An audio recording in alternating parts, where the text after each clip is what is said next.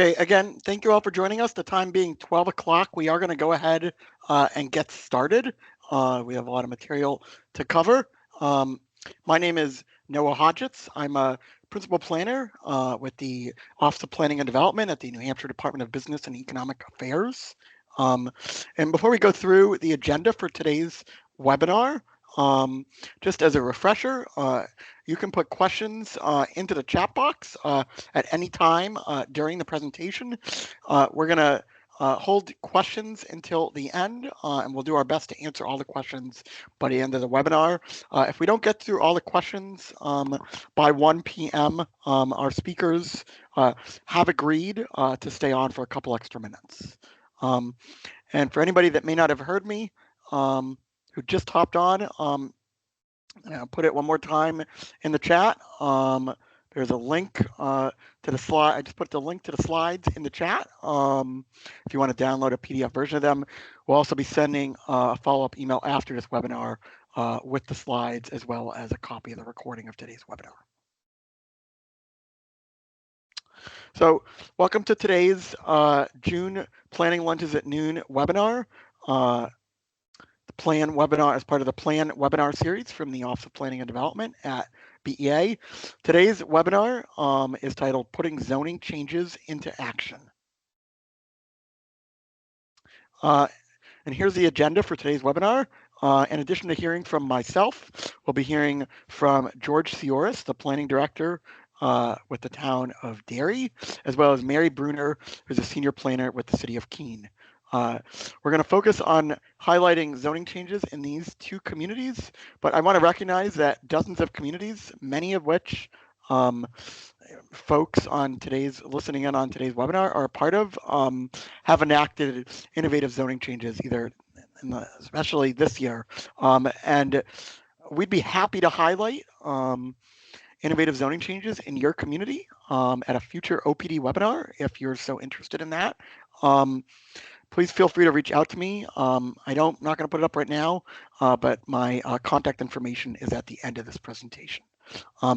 So before we turn it over to George and Mary to talk about the details of their ordinances, I'm just going to go through a couple of kind of set the groundwork and level head of what we're talking about. So just a little bit of basics on zoning. I think most of everybody is probably familiar with this, but it's generally accepted that there are two components of zoning: the zoning ordinance and the zoning map. And for a quick review, municipalities have the option on whether they want to adopt zoning as a way to regulate in their community. And the procedure for adopting zoning, as well as what can be regulated via zoning, is contained in RSA 674:16 through 18. And then separate from the actual zoning ordinance, RSA 674:20 also provides the authority for the local legislative body to divide the municipality into different zoning districts for the purpose of implementing or carrying out the zoning ordinance. And currently, all but 19 of New Hampshire's 234 communities have adopted a zoning ordinance under RSA 674:18. So typically a zoning ordinance contains kind of a set number of different elements. The first 6 items at the top of this list on the left: the title, authority, purpose, applicability, separability, and savings clause, and administration, enforcement, and penalty sections. Those typically are kind of fixed and don't really change from year to year after a community has adopted zoning. What does change, and which is kind of more the focus of today's webinar, is the bolded items on the second half of that list. Everything from definitions to district boundaries, whether you could be even creating a new base district or an overlay district, the table of permitted uses, dimensional requirements, as well as any additional separate requirements for specific uses or new uses that you've decided the town wants or a city wants to regulate. So in New Hampshire, zoning changes take the form of zoning amendments. Cities and towns with town councils can adopt zoning amendments any time of year, and non-town council towns and village districts can only adopt zoning amendments right now once a year by ballot at their annual town meeting. In addition, and we're not going to go through kind of the detail on procedure, 25 voters can also put forward zoning amendments by petition to appear on the warrant at the ballot to be voted on at the annual town or village district meeting. And here on the right is just an example of what the language of zoning amendments typically look like on a ballot for an annual town meeting. I believe this is from the town of Farmington's annual meeting this past year. So now kind of thinking about kind of what type of zoning changes do you want to make?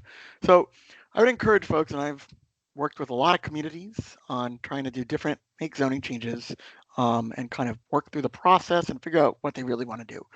I'd say first step is really think about what is the goal of the zoning change that you're trying to accomplish. Are you trying to incentivize development in a district that hasn't had a lot of development before by allowing additional uses that were not previously allowed? Or it could be, are you trying to establish regulations for a new use that the zoning ordinance doesn't address? Something like solar energy systems, solar arrays, or could be, or also small wind energy turbines. A few years ago or more like 5 or 6 years ago now, after the ADU law got back, ADU law statute got passed, ADUs were the big thing that communities, were adding regulations for. Another goal of zoning changes could be remedying the ZBA, Zoning Board of Adjustment, issuing a lot of use and area variances or special or special exceptions, which run contrary to what would otherwise be allowed in the zoning ordinance. And the goal of that would be to simply allow more of those things either by right or by conditional use permit so that the applicant doesn't have to go to the ZBA every time to get that use permitted or whatever they're trying to do. A third goal of a zoning change could be addressing inconsistencies with the zoning ordinance or with other land use regulations. Quite frequently, we'll say, communities have questions, why isn't this ordinance working, this change working as intended? And it comes down to there's some other conflicting language either in the same ordinance because the community has just adopted amendment after amendment, or some other conflicting regulation in a different land use regulation, either site plan review regulations or subdivision regulations. Finally, a final kind of fifth bucket of goal zoning change could be just simply kind of housekeeping, renumbering, as well as addressing updated state regulatory changes, whether it's changes to the Comprehensive Shoreline Protection Act, Wetlands Law, 155E, excavation regulations, so on, so forth. So with that, a few best practices for zoning changes in the zoning amendment process. It's really important to keep a running list of potential zoning amendments all year round. And once you have that kind of draft list, it's really never too early to start brainstorming and kind of, consulting with the planning board and kind of drafting zoning change, potential zoning amendments. It's early, mid to late June right now. Early summer is often a great time to really start getting in the weeds for towns, especially for zoning amendments for the following town meeting season, and also to consider adding work sessions to your planning board meetings to have extra time to dig into the details. Other thing is consult with other staff and other boards on what they are seeing as needs or potential changes to your zoning ordinance. These next two things are also very important. As most of us being planners on this call, or citizen planners or staff planners or members of our planning boards, we kind of all speak the language and get it. It's important to remember that the majority of folks that are going to be voting on zoning changes do not necessarily have an understanding of the nitty-gritty of zoning. And so it's really important to keep the language easy to understand, as well to conduct extensive community engagement and be able to explain in plain English what those zoning changes are. I'll have a slide in a second kind of showing examples of how to do that. This kind of goes hand in hand with that. Again, Remember to represent the proposed amendment at public hearing as well as on voting day, especially in putting out a voting guide or a flyer, as I'll show you examples in a minute, can be great ways to do that. Finally, keep good records of notices and minutes of when you're noticing the public hearings for the zoning amendments, as well as the meeting minutes from those public hearings, in case there's any questions that come up after the fact. A few more best practices. Again, as I said earlier, I encourage communities to really think about addressing existing conflicts between different sections of their ordinance or with other land use regulations, as well as thinking about how they can activate otherwise dormant sections of their zoning ordinance that may have not, that have been either underutilized, before really thinking about, adding new sections or new districts. How can you improve what you have? Not to say there's a lot of great innovative tools, a few of which we'll hear about today, which are great different things to think about adding as well.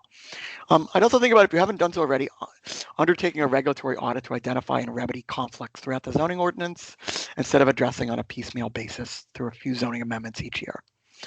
And then the last two here, don't bite off more than you think your planning board and staff have time to work on and educate the community about in one zoning amendment cycle.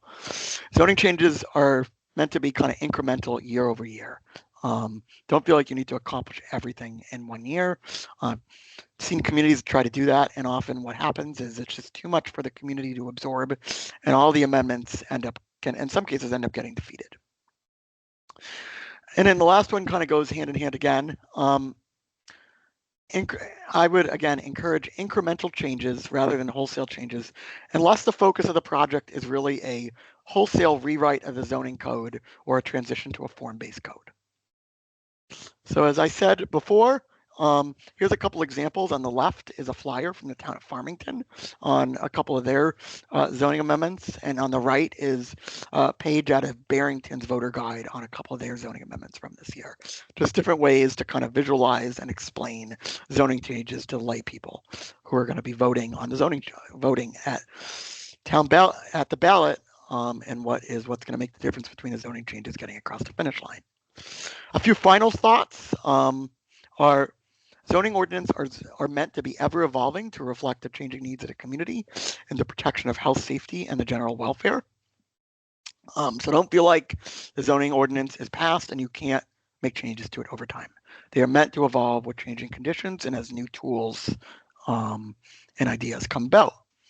I'd also encourage you to reach out to local seasoned developers to ground truth the impact a proposed zoning change may have on a project penciling out, especially if you're trying to enact a zoning change to try to induce some kind of new development that you haven't previously had, and trying to figure out, is that zoning change really going to make a difference to get new projects in the door and applications in the door?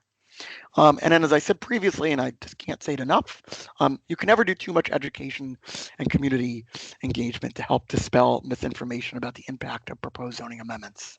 And I'm talking well beyond the public hearings and well beyond outreach. Sometimes it's having little neighborhood meetings. Sometimes it's putting out those flyers like I showed before. Sometimes it's going to different local organizations in town, just so that folks really understand at the end of the day, what is the zoning change going to do? I've seen far too many cases where, the zoning change is actually not that game changing, but it kind of goes through a game of telephone, and what voters end up thinking they are voting on is radically different from what the zoning change is actually going to do. So doing education to get the correct information out there is can't overstate the importance of that. Finally, don't expect change overnight. I know the focus of this webinar is how can you put zoning changes into action to get new development in the door after a zoning change has been passed. But just remember, especially right now with the current market conditions, including high interest rates, material and labor costs, are making it increasingly difficult for developers to obtain financing and start construction on fully permitted projects. It's starting to get a little bit easier, but that could go on for we don't really know how long that's going to go on for. So, if you're beating yourself on the head, you say, I've just enacted this great zoning change. It's been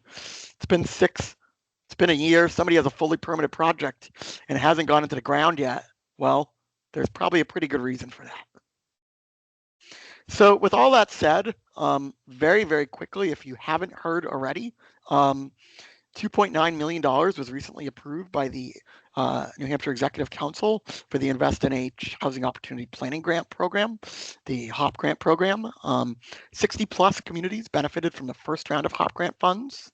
And the vast majority of communities that went through the HOP Grant process that brought zoning changes to the ballot this spring were successful. And that was in large part, again, to this education and community engagement component, which I cannot overstate the importance of, and that's a key component of the HOP grant program.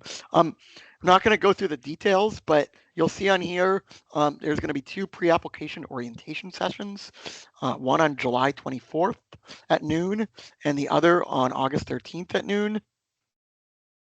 And the deadline is September 30th to apply, and you can send questions to info@nhopgrants.org. I did just see a question about, is there a PowerPoint? I know some folks may have been having an issue with slides showing up. My apologies. Make sure we put the link to the PDF of the slides in the chat one more time. I think some Microsoft Teams may be having an issue for some people's computers. And then finally, there's a QR code which you can put your phone up to that should bring you to the NH Hop Grants website. So with that, I'm going to turn it over to George Sioras, Planning Director in Derry, to talk a bit about the development of the West Running Brook district. Okay, can you hear me? Thank you, Noah. And thank you, Noah, for also inviting Derry to talk about our zoning changes. I appreciate it. This is a great forum to talk about things. So real quickly, I won't read through all of this slide, but back in 2019, our town council was looking to expand our tax base and also look for some opportunities for new economic development in the community. So we looked at, what's left in Derry in terms of some areas of town that still were underdeveloped. So we looked at a route. If you know Derry at all, it's Route 28. If you know Clam Haven, which is a local landmark, the bypass 28, that area of the town still has some larger tracts of land of approximately 200 acres in total. So one of the council goals several years ago was to expand our municipal water and sewer to that particular part of Route 28 to encourage development. But at the same time, they just did not want to have just general development. It was zoned general commercial, which allowed for a lot of different uses. And the thought process in the master plan and community charrettes that we had is maybe we can do something a little bit different down in that part of town. So we looked at that and we said, let's think of something that's unique to that part of town and some of the history of that portion of Route 28. So in that area is the State Historic Register site, the Robert Frost Museum, if people are familiar with that. And that's where the poet Robert Frost lived for many years. He lived in Derry.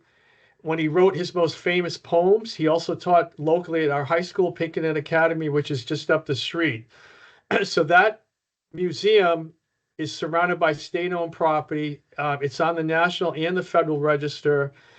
And we said we try to come up with a name, and we called it the West Running Brook District.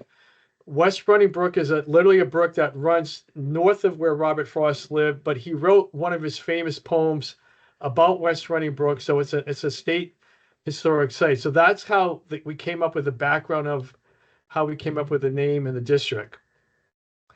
Fast forward, the town council approved the extended the municipal water and sewer, which are there today. So then back in 2019, we tried to look at a zoning amendment to look at that zone, working with the planning board. It took us probably 18 months to go through that process of workshops like Noah talked to. We try to get input from the property owners, from some developers to create this unique zone. It went through a process. It was somewhat controversial because it was relatively new to us in terms of not your traditional commercial zone. And if you look at the third bullet point, it really was a more open-ended, flexible zoning. And that kind of scared people initially of having that word flexibility in there. And we waived through a conditional use permit that allowed certain things that are unique to that zone. One being the dimensional requirements. We allow more density than we do in other commercial zones.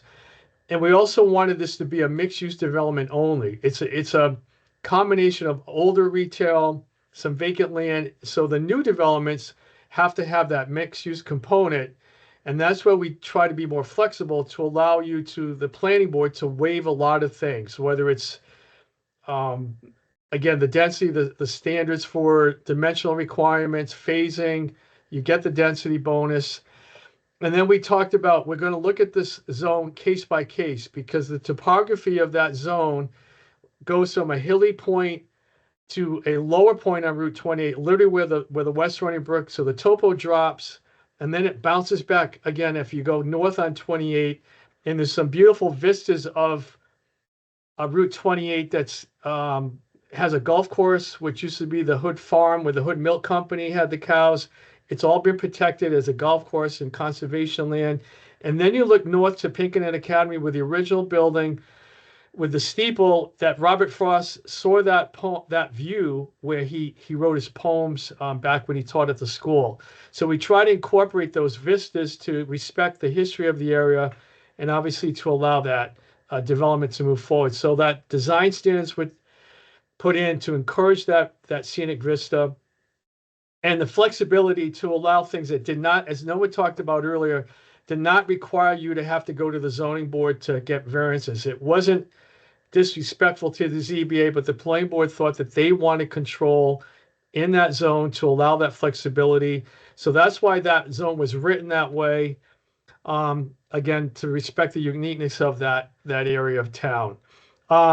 There are approximately 4 large parcels of land. It's not like 600 acres, like say our neighbors in Londonderry at Woodmont or Tuscan Village in Salem, but they range from 10 acres to 20 up to 40. And I think the largest one is 60 acres, vacant piece of land that abuts the Robert Forrest land and the field that's been protected by the state. So moving forward, like I said, it took us 18 months. It got approved through the planning board, and then we have town council form of government. We can make a zoning change anytime. It went to the town council. It was unanimously approved by the council. We worked with some developers and some engineering firms, as Noah talked about, to get their input to help us craft that ordinance.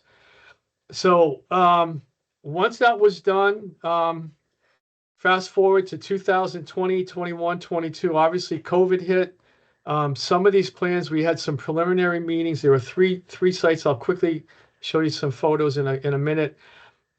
They started the process just before COVID hit. We worked with them through COVID.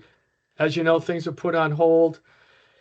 2022 is when 2 of those projects came back. One development finally got approval, and I'll take control here.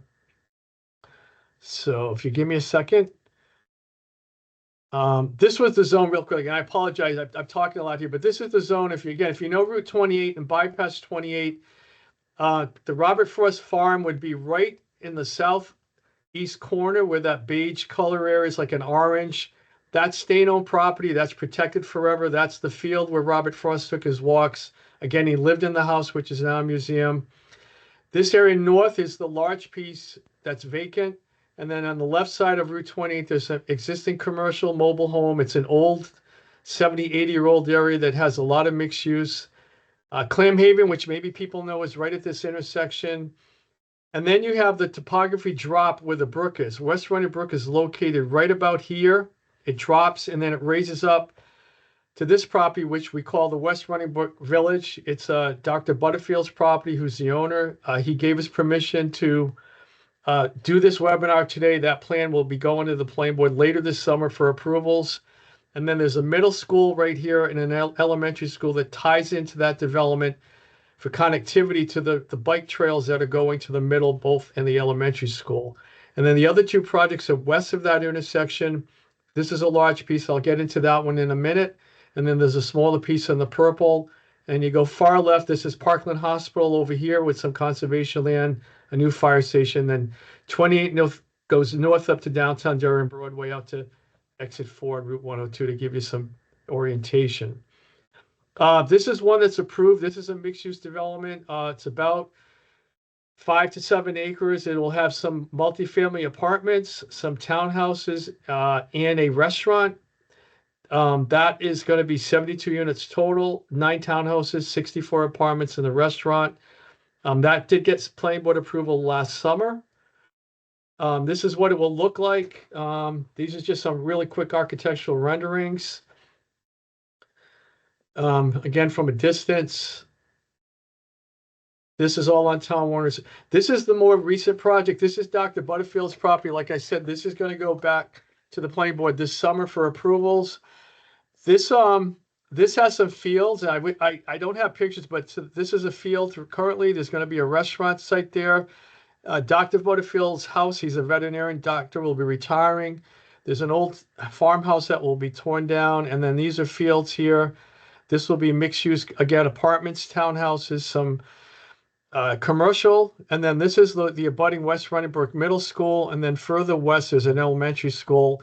Part of this development ties in the connectivity of having a trail system that will tie into the rail trail and the bike paths currently at the school, and then working towards some town-owned property to the northwest of that property. So that was one of the key things about the connectivity of rail trails.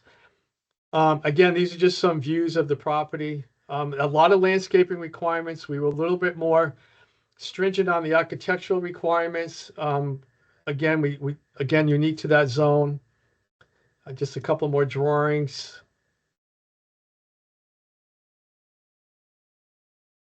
These will be 2- and 3-story buildings, retail on the first floor, apartments up above. These are all within walking distance of each other. And then this is a different one. This is called Keystone. This was on Route 28. This was the plan that was approved. The first one back in, this is all current vacant land. It's all woods. This is a developer, Bob McCormick from Billerica, Mass. He's currently finishing up a mixed-use housing project up in Pembroke, New Hampshire, if you're familiar with that project. This is approved in the summer 22.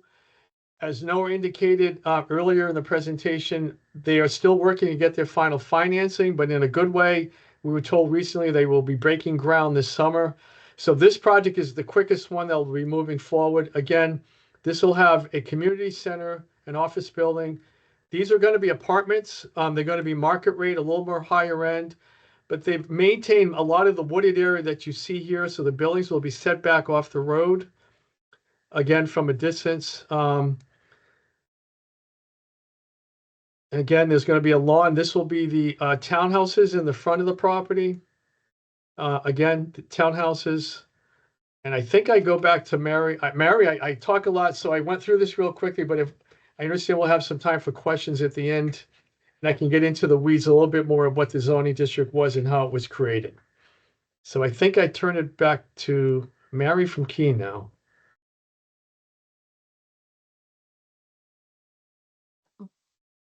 Great, thank you, George. And Noah, I do not see the Yep, I think we take lost the control. slides. Hold on.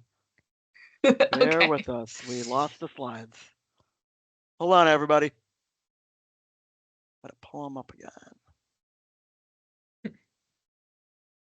Well, while Noah's pulling up the slides, just want to say hi, everyone.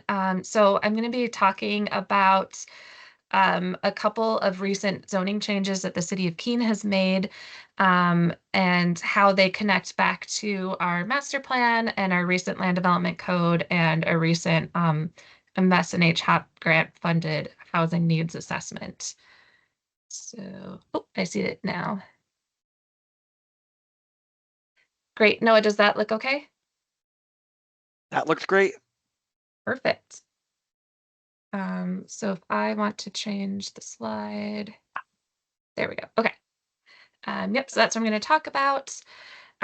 So first of all, starting with the master plan, what you're seeing on the screen here, and we're on slide 38 at the moment, is the City of Keene's future land use map that's in our 2010 comprehensive master plan.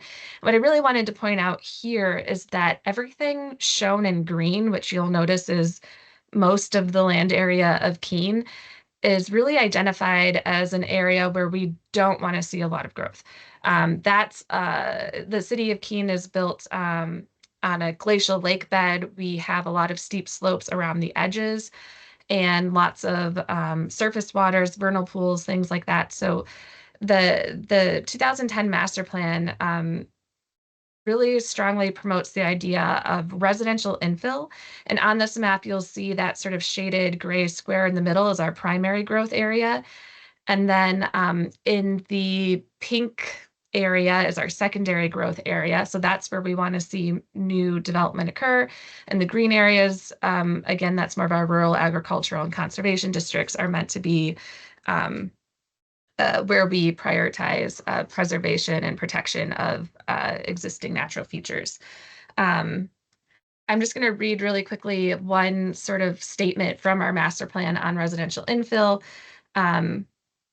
So it says, since most of the community's available residentially zoned land has been developed, housing needs have to be addressed through infill development and the rehabilitation and redevelopment of existing housing stock. It also says this type of for example, in-law apartments or the conversion of a large home into condominiums can fit seamlessly into the built environment without drastic change to the outward appearance. i.e., the large home could still appear to be a single-family residence. This type of residential infill allows for a change in density, not a change in intensity of residential use. So just some quotes from the master plan to really highlight that infill was heavily promoted in that plan. In addition, one thing that the city of Keene has been working on quite a bit recently is the land development code. So back in 2017, the city began working on creating a unified development code to address the fact that we had a lot of, like most communities, we had sort of like an accretion of regulations over time that resulted in regulations that, first of all, are in multiple different locations, that were outdated and confusing and difficult to navigate, and occasionally in conflict with each other. And so this was a really large project that took us a number of years, but we did a pretty comprehensive overhaul of all of our regulations. A lot of it was a reorganization. But the goal here was to put all of our regulations related to land development into one document. And the guiding principles are shown here up on the slide, to be simple, efficient, and thoughtful. We wanted to create more certainty and predictability into the development process, and in order to reduce costs for developers and make it more palatable for them to do business in Keene. And we did make a number of changes within this project to help promote more housing and just development in general. One of the big changes that we made is we created categories of zoning districts. And for every, so for example, we have our downtown districts, we have our commercial districts, we have our residential districts. And for everything except residential districts, we now allow mixed use development. So you can have more than one principal use on a single lot. We increased the allowed height, particularly in our downtown. We added more flexibility with parking. So we allow what we call a parking credit. So if you have an existing deficiency of parking on your site and you change the use, you can continue to have that parking deficiency. We allow for remote or offsite parking. And we also allow for a reduction in the parking requirements through a couple of avenues. You can get up to a 10% reduction through administratively. And then you can get up to 50% through a special exception process. In addition, I think the main thing that we did, though, is we tried to make the development process as clear and efficient as possible. So where we could, we created a form-based code for our downtown, which is the way that we thought of this was we're creating more of a checklist approach instead of developers having to propose something and then take it to a board and see if they like it. It's much more like if they meet all the check boxes of what's required in zoning, they're much more likely to get approval. We also created a minor project review committee so that projects that are below a certain threshold will go to a committee made up of staff rather than the full planning board. And again, we put all of our regulations in one place just so that it's clearer and easier to navigate.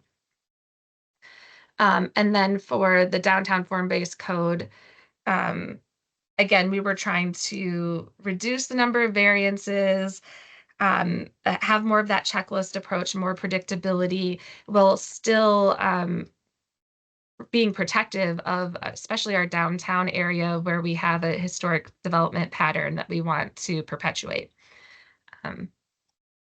I'm going through this really fast, so happy to answer questions. And again, the last thing I'll talk about as far as setting the context, the city of Keene was trying to do a housing needs assessment. We didn't have enough money actually appropriated to do the needs assessment, and then Invest NH very conveniently came along. And so we were able to get the remaining money that we needed to do that through the Invest NH HAP grant.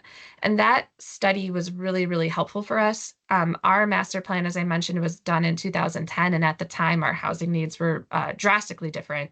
So our housing chapter in our master plan actually doesn't anticipate that we're going to need much new housing, which is not the case now. And so doing this housing needs assessment was really, really helpful for us. I put some of the selected key findings up here on the slide, but I think the main takeaway for us is that we need 1,400 new housing units over the next 10 years. Which for Keene is a big departure from our current growth rate. Over the past 10 years, we've had a growth rate of about 4%, and doing 140 units per year would be more of like a 15% growth rate. So it's a big shift. In addition, this report really highlighted the fact that we need to protect our existing housing stock because we're at risk of losing a good number of homes if we don't invest in them.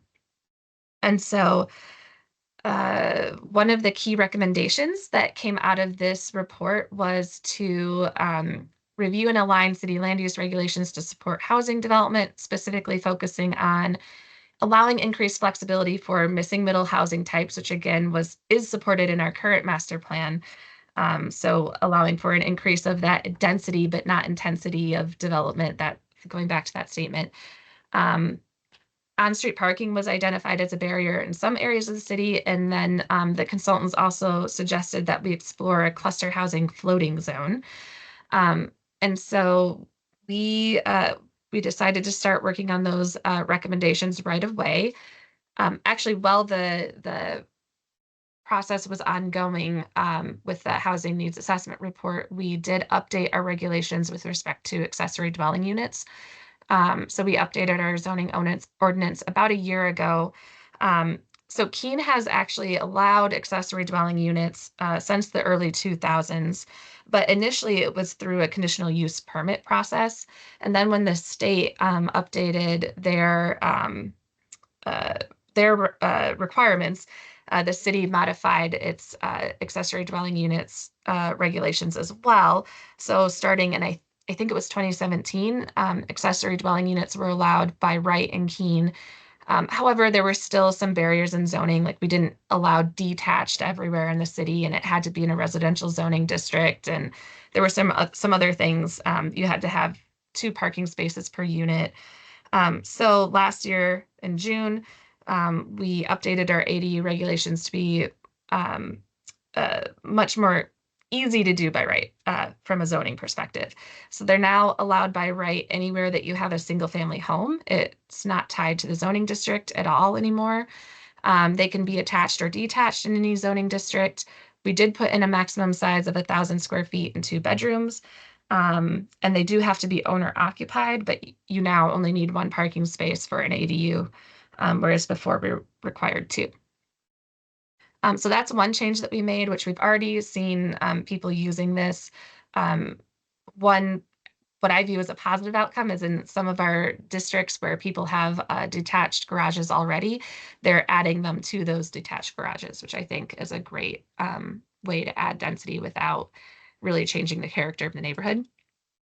And then what we recently passed is an ordinance that we've called a cottage court overlay. And this is really a residential infill ordinance. And the goal of this, again, is to promote missing middle housing. So buildings that have more than 1 dwelling unit in them, but they're built at the scale of a single family home. We're also trying to encourage really efficient use of land and promote compact compacted development that's conducive to walkability and creating a pedestrian-friendly built environment. We want to expand the range of housing choices available. One of the findings from that housing assessment report is that our household sizes are getting smaller, and so there's this demand for smaller format housing types. And we're doing this by allowing a lot of flexibility. So this slide gives an overview, and that example on there is from Saco, Maine. It was in our housing needs assessment report and was a great example for the community to look at and see what this could look like. But for this ordinance, it's an overlay. It applies to all residential districts in Keene, with the caveat that the parcel has to have access to both city water and sewer. There's no minimum parcel size, which is a pretty big deal for us. We have a lot of, I call them like wonky lots. We have a lot of lots that are smaller than they're supposed to be for the zoning district, or they have a really weird shape. I'll show you an example in a minute. And so they just are really difficult to develop. And then going back to that desire for smaller format housing types, for this type of development, there's a maximum average unit size of 1,250 square feet and a maximum building footprint, or that should actually say dwelling unit footprint, of 900 square feet. And then no minimum or maximum density requirements. That's all controlled by the underlying dimensional requirements in zoning, principally the maximum impervious coverage requirements. So this is a parcel that we use in Keene to kind of illustrate this concept. So this was an actual parcel in Keene that's been anonymized, and it's surrounded by a mix of single family, duplex, triplex, and one 4-unit building. It's zoned for an area where you can do up to a 3-unit home, but this particular parcel, you can't subdivide it. You can't even build on it like a single family home without getting a variance because it doesn't meet the frontage requirement in zoning. So we explored a few different development options and brought it to the community to see if, what do they think of these? And each of these options shows the same number of units. So this first example here is the cottage court style of development. And this is kind of where the name of the ordinance came from. So these are detached single family homes that are oriented around a shared green space. They have some shared parking. It's 9 units on this lot. It would be a shared driveway. Units would need to be either rented out or developed as like a condominium or a homeowners association. So this is option sort of 1 that we looked at. Option 2 is doing a mix of duplexes and or triplexes. So that's shown here. Option 3 would be to do attached single family or townhome styles of development. And then finally, we looked at what our consultant was calling mansion apartments. So that's where you take a building that maintains the appearance of a large single family home, but it actually has multiple units inside. And so we actually already have a number of these that exist in Keene. Shown in the bottom right-hand corner of the slide is an existing home on Washington Street in Keene that has 8 dwelling units in it. But as you can see from the picture, it doesn't look like what you would think of as an apartment building. It fits in with the surrounding development. So that's really what we're trying to go for here. So this was really meant to show the type of development that we're trying to encourage with this. And what we actually heard from the community is that, oh, you're not going far enough. You could fit like 20 units on this lot. So that's where we ended up taking out the density maximum, having a minimum or maximum density in our ordinance, because we really heard from our community that as long as it fits in and it makes sense and it meets the impervious coverage, that the density wasn't so much a concern for people. And then one thing I'll note is that in the city of Keene, we have a lot of issues with flooding. And so we really need to consider floodplain with everything that we do. So we have floodplain regulations that prohibit new construction in the floodway. You can do additions to an existing building as long as it's in the flow of water. With the floodplain, you have to do compensatory storage. And then with the cottage court ordinance, we said that in the floodplain, the height of the first floor would be measured from the finished floor elevation or the base flood elevation plus 1 foot, whichever is less. So because we talked about, what if somebody's in the floodplain and they want to put parking underneath the building, would that count towards their height maximum? Would that count as a floor? And we decided that it shouldn't, just because we have that floodplain in Keene that we have to be so conscious of. So I think I got through that pretty quickly, so I'm happy to answer any questions. Great. Actually doing better on time than I thought, so thanks all. So we do have a bunch of questions. I'm going to skip over, Mary, for now, your last few slides on community engagement. We can always come back to that if my computer lets me take control, which again is, oh, all right. Mary, can you advance the slides? My computer is not letting me take control, so we're just gonna, there we go. Great. Perfect. So before we get to questions, here are a bunch of resources for folks, some of which were mentioned today. Everything from OPD's website and YouTube channel. We have a document on our website called Best Practices or Tips for the Zoning Amendment Process. I also put the slides from our more in-depth It's Zoning Amendment Time that my former colleague Stephanie Verdile did last summer. There's a link to the Invest in H HOP grant program. There's a link to resources for increasing housing opportunities in New Hampshire, which has it's a really great handout. It includes links to OPD's Municipal Land Use Regulation Survey, to the New Hampshire Housing Toolbox, which are 20 planning and zoning strategies for increasing housing, a couple of publications from New Hampshire Housing, as well as the New Hampshire Zoning Atlas, so definitely check that out. And then the last 3 links here are links to the different ordinances and codes, which George and Mary talked about today in detail. If you actually want to get into the nitty gritty and read the details of each of these codes. As I said, maybe I'll have my colleague Alvina put the link in one more time. The slides are available on our website now.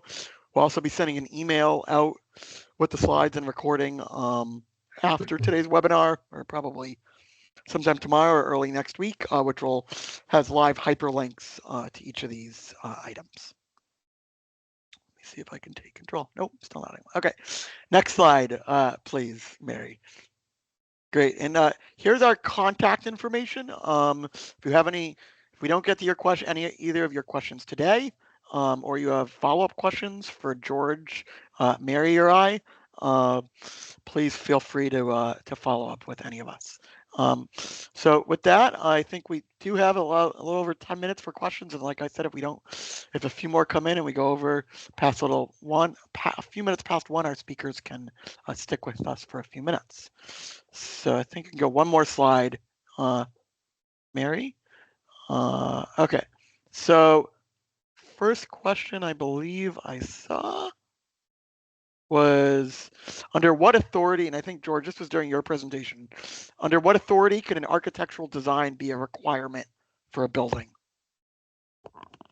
And this was the planning board in our land development control regulations, we have architectural design review regulations that are in our, so under that authority, we have, you're allowed to require the land development, to require the architectural renderings. But let me just give you, if you give me a second.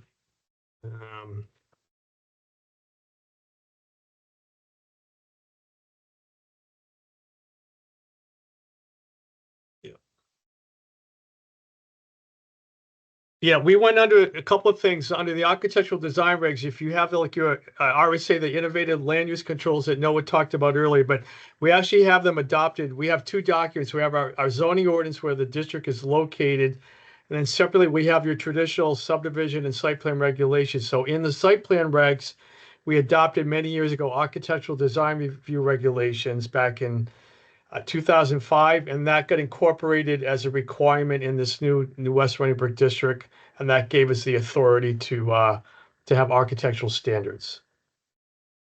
Great. And just to reiterate, as George was saying, the general authority for for design review and architectural standards is through the power to review site plans and the site plan regulation statute. So 674, 43, and 44. That's correct, Noah. Thank you. Yep. All right. Let's see what else we got here. Another question, also for you, George. How do you ensure the retail gets built at the same time as the multifamily in those couple of mixed-use developments with first-floor retail that you showed?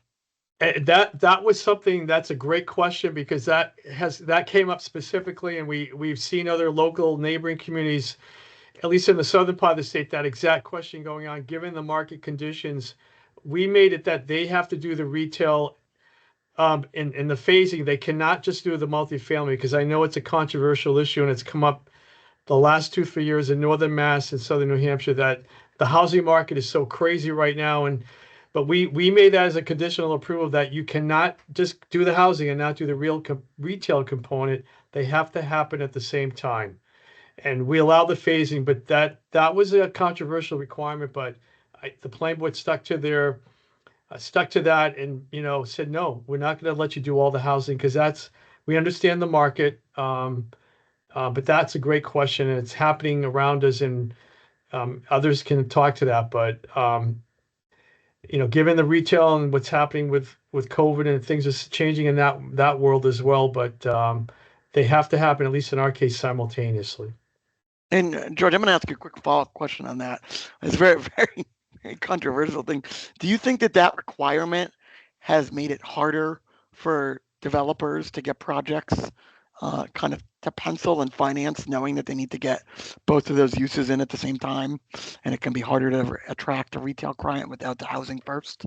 I think I agree. I think that's beginning to happen. We were starting to, again, these projects initially started before COVID, and now, as we know, it's changed with COVID. But that's exactly what's happening, and we understand that. I think retail and commercial is not happening as it like it used to in terms of brick and mortar space.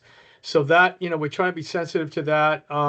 One of the projects has an office building. Again, the office market, because of COVID, maybe there may not be a need to do that. So we think that's part of the financing. And I think that, I've heard generally that there's some multifamily issues now from some of the financial institutions that don't want to maybe finance some of the larger multifamily projects.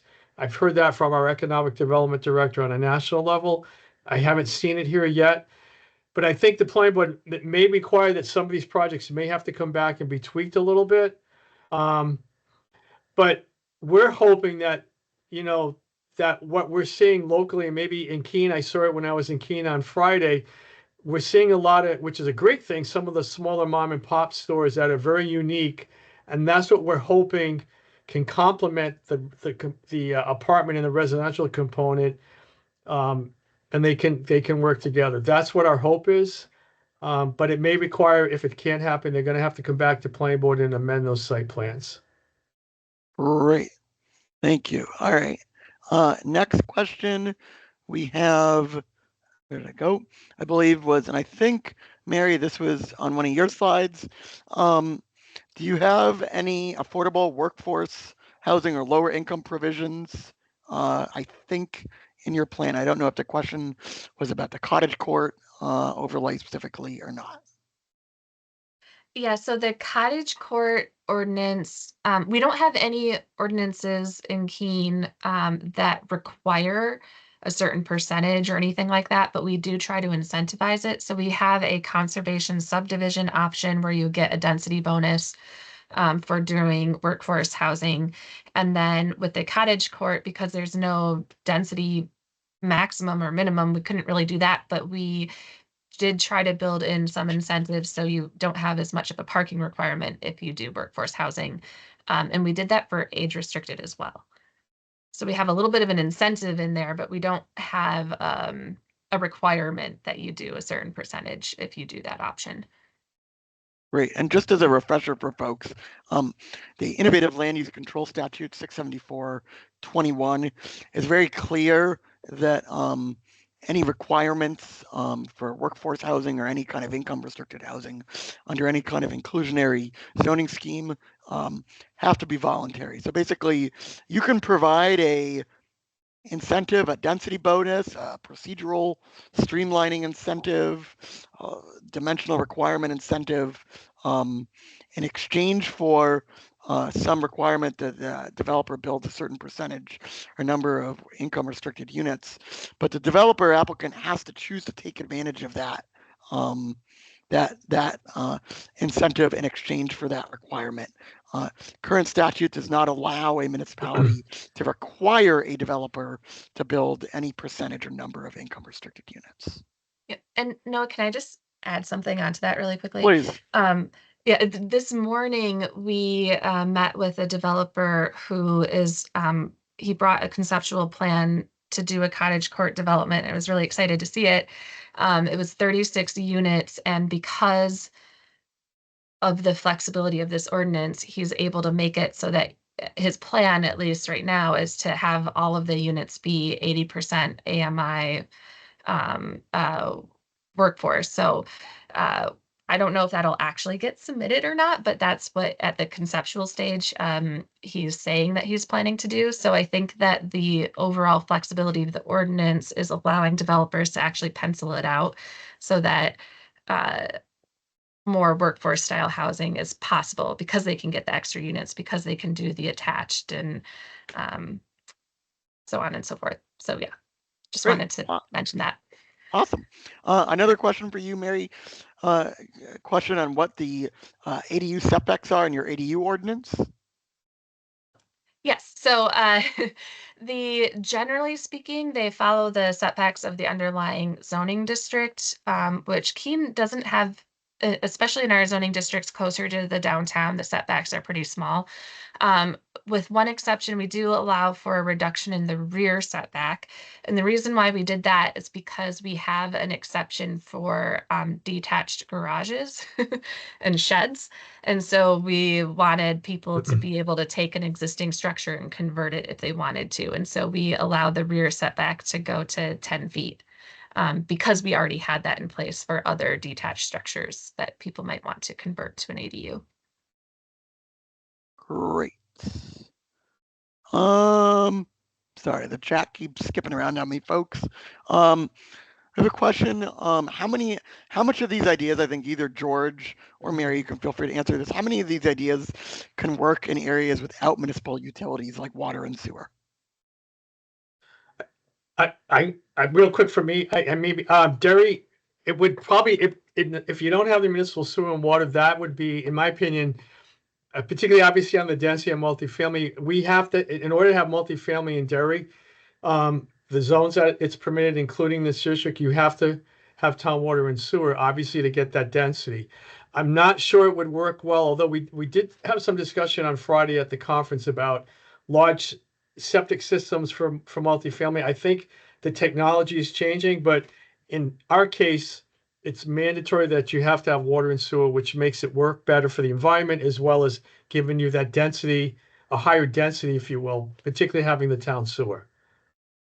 Yeah. And for the city of Keene, our water and sewer only goes up so far in terms of elevation, and then it stops. So for us, we tied it back to the water and sewer for a couple of reasons. One was for the density, but the other reason is really that outside of where water and sewer is available, we're getting into the area of our future land use map where growth and intense development is not desired. So we tied it to the water and sewer for that reason. We did have some pushback from our planning board members. There were 2 of them that were trying to get this ordinance to be allowed everywhere in Keene, regardless of whether water and sewer is available. And they brought up the fact that technologies have changed, and as long as they can demonstrate that the site is suitable for septic and wells, and that they can do it, why not allow it there? And so we did have that discussion to some extent, but for now we've tied it to water and sewer. Great. And then 2 questions here on mixed use and commercial. I think these are both for you, George. Why do your mixed use rules require commercial use? Well, I think the feeling was a couple of things. The mixed use concept was believe it or not, Derry, was relatively new to us. Again, we'd seen that in other communities, particularly some of our neighboring communities, that we didn't have anything a lot. We have commercial zones that you can do things, housing zones, but we didn't have just something, the mixed use permitted use. So we wanted to make that as a right. So we crafted this ordinance specifically to call it a mixed use zone only, to have a little bit of the mix of, I won't say like a village like Woodmont and Tuscan and Salem, but to have people the ability to live at their place and maybe walk to a shop or a coffee shop. We are having restaurants and that. So we really pushed that mixed use concept to make it mandatory that you had to have the commercial component to tie into the housing. It's only unique to this district. It's not a large area. Like I said, it's only about 200 acres total with all the various parcels that range from 5 to 40, 50 acres. But that mixed use concept was new to us, and we wanted to push that, if you will. Yeah.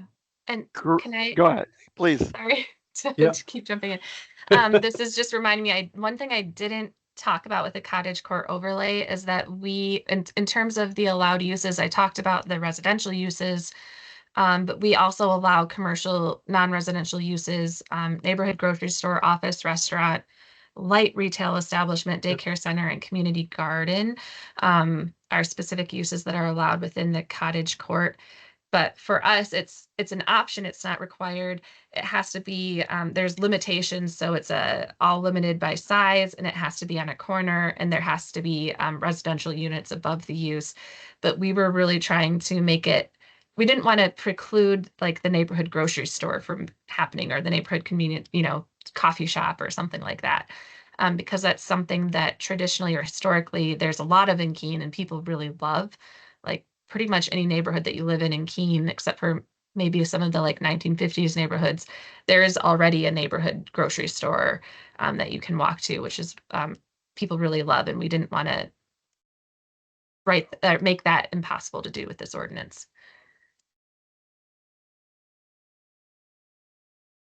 Oh, and Noah, Looks you like, are muted. Thank you. Looks like the last question here, I'm not seeing anything else come in. For George, do you require a certain percentage of properties to be commercial? No, that's a great question. And I missed that too earlier in my presentation, but we worded it, and we literally called it that each parcel will be looked at case by case, literally, because of the unique characteristics of this area of town being a smaller lot up to the maximum 40, 50 acres. Some of it, the topography, like Mary talked about, the West Running Brook is in a floodplain, and then it jumps up rapidly to a hill, then jumps down the other way. So we factored in topography, the aesthetic of the area, the history of the area, again, the views of the Robert Frost Farm north to Pinkerton when he wrote his poem. So we took a whole bunch of stuff and mixed it in, but we purposely said, let's keep that. We put that word flexibility, which was controversial for several people that didn't like that word. They thought it was too open-ended, but we did it by design that way to look at a case-by-case situation. So to answer a long-winded answer, no, we do not have a minimum of the commercial. It's open-ended, and we take it parcel by parcel. Great. Well, I'm not seeing any more questions. We are at 1:04, so I'm going to call it a wrap on today's webinar. As I said, we'll be sending up a follow-up email with a link to the slides and recording, as well as a link to a webinar feedback survey. We really appreciate your feedback on today's webinar, as well as ideas for future webinars. As I said, if you'd like to highlight one of your innovative zoning changes in your community in a future OPD plan webinar, we'd be happy to do that. Just feel free to send an email to me, and always happy to talk. Have a great afternoon, everybody. Stay cool. Thank you. Thank you, Noah. Thank you, Mary. Thank you, everybody.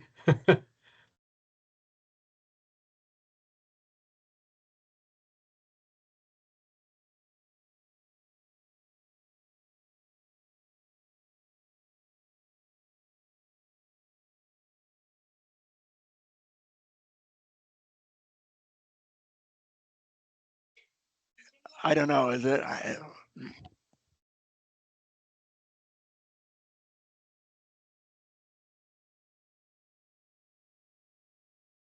Come in. Hold on.